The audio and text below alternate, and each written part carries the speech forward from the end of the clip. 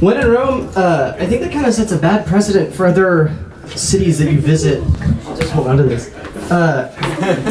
The tourists only act right in Rome. They do what the Romans do. I don't think the tourists in Paris are just walking around fucking pissing on the Eiffel Tower and kicking babies around, and then they get to Rome and they're just...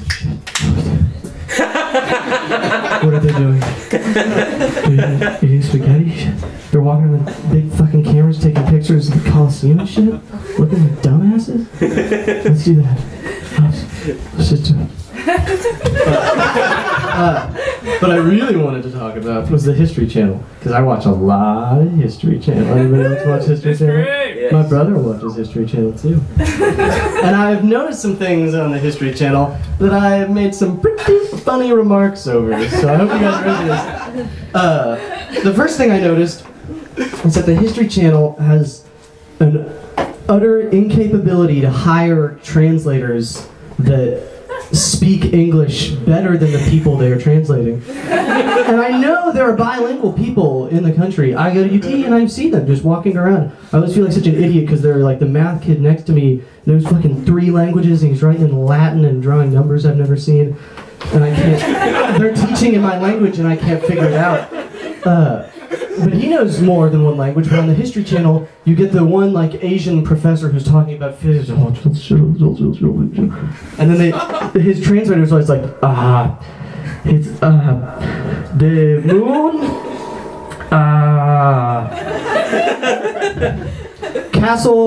the castle, ancient aliens,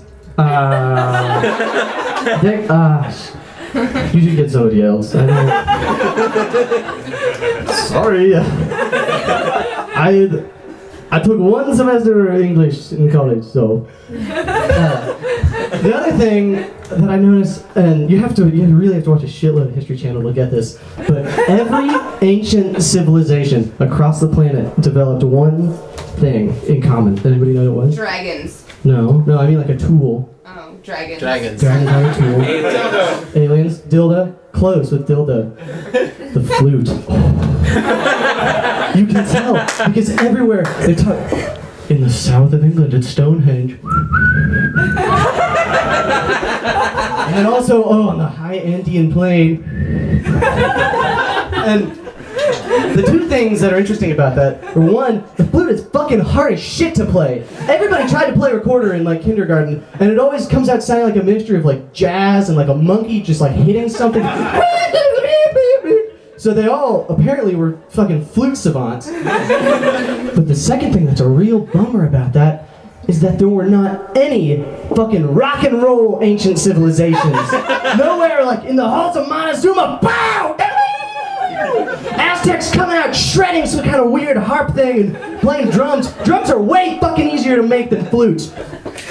I watch mostly... I'm sorry. I can keep up with the distractions. I remember it. I've got an iPhone to tell me everything I wrote down. All it says is Food Network shit. So mostly what I watch are these competition shows. I don't know if anybody watches like Chopped and Iron Chef and The Next Iron Chef. They're really cool. It's like Project Runway but with food, so it's not a whole lot like Project Runway. But I have a major problem with the way the judges talk. I think it's really offensive because... They say the N-word a lot? They are, just all the time. No, and they're like fucking wetbacks, don't know how to cook shit. I meant nigiri. No, they use words. The English language has a lot of words. I mean, like millions or something. I don't know. I just made that number up, but I mean, million is a number. Million is definitely a number, but I don't know how many words are in it. But the words they choose, I don't think you can use them for food, because food's not, I mean, like you need food to live, but it's not like important being a really good chef, you know what I mean? So when somebody overcooks eggs, you can't just be like, what you did to that egg. It's so offensive to me. I honestly, I would rather the homicides all over North America continue to go on if I don't have to eat those eggs ever again. It's okay with me. Murder's great. Rape, fine. That fish was the Holocaust of all fishes. Such an egregious way to fuck up that perfect piece of meat. It's not the kind of thing that you should be able to say about food.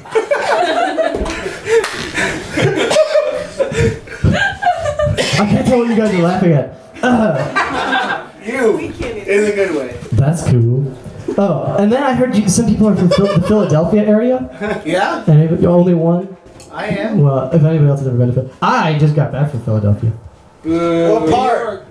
The Philadelphia part, mostly. Fishtown? Yeah, that sucks. I don't know. Race Street. I don't know either. But I did notice Philadelphia was a really cool city. I like that everything is close to each other. In Austin, you got to go a long way to get to anything. Philadelphia's really nice and close.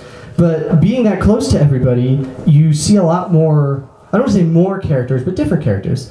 Because Austin is pretty weird. Keep Austin weird. But the gay people in Austin, by and large, I guess, there are definitely exceptions to this. Gay people are kind of large and bi.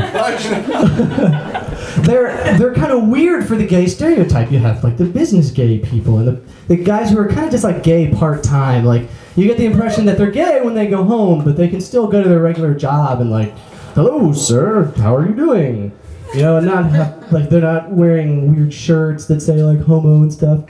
But in Philadelphia, Austin gays ain't got shit on Philadelphia gays. They are full-time professional gay guys.